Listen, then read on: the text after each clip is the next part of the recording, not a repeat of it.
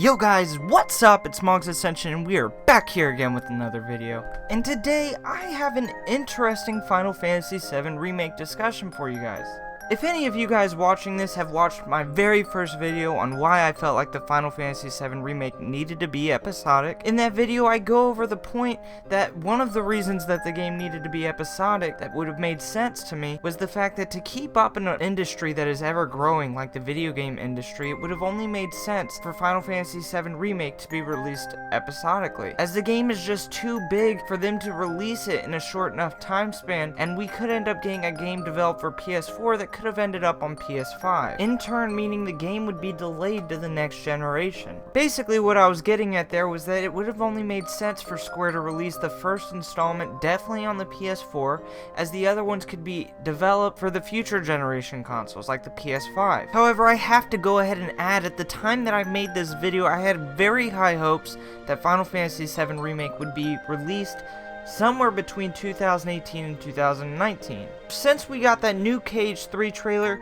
with the release window and huge news on Kingdom Hearts 3 coming out in 2018, after a couple weeks of thinking about that, it finally occurred to me that Final Fantasy VII is basically guaranteed to not come out till 2019, maybe even later, possibly. Mind you, that is just the first installment. It's given a lot of cause for concern as to whether or not that the first installment is even going to come out on PS4 like it's been advertised.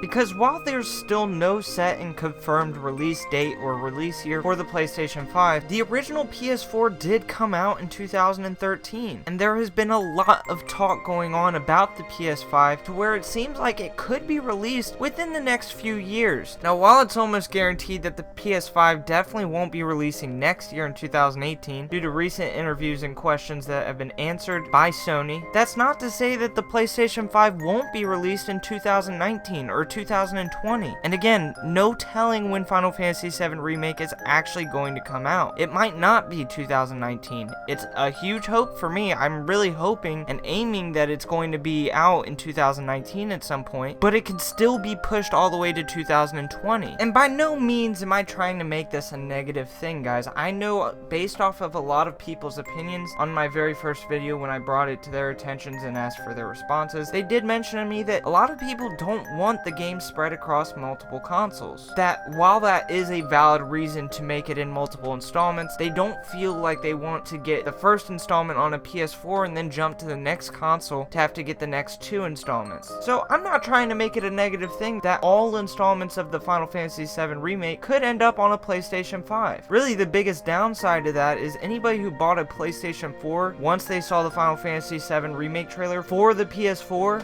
which I have to go ahead and admit that I am one of those people. I did not get my PS4 until I saw that trailer, are going to end up disappointed that it's not coming out on the console that it was advertised for initially. As well as anybody who has purchased a PS4 Pro, which came out just a year ago, are now going to have to go out and buy a PlayStation 5 when it comes out if they want to experience Final Fantasy VII Remake, if of course it is even going to be released on a PS5. Again, that's only if the PlayStation 5 comes out. Now, the flip side to this is, even if the PlayStation 5 does come out before the Final Fantasy VII Remake, that doesn't guarantee that the game's not going to also be released on PS4. It's actually a pretty common thing that when a game is being developed for a system and a new system comes out, that the new system does get the port around launch or whenever the game comes out. But in a lot of cases, that game is still going to end up being on the console that it was developed for, unless it gets delayed to the point where it's just too far past the new console's life cycle,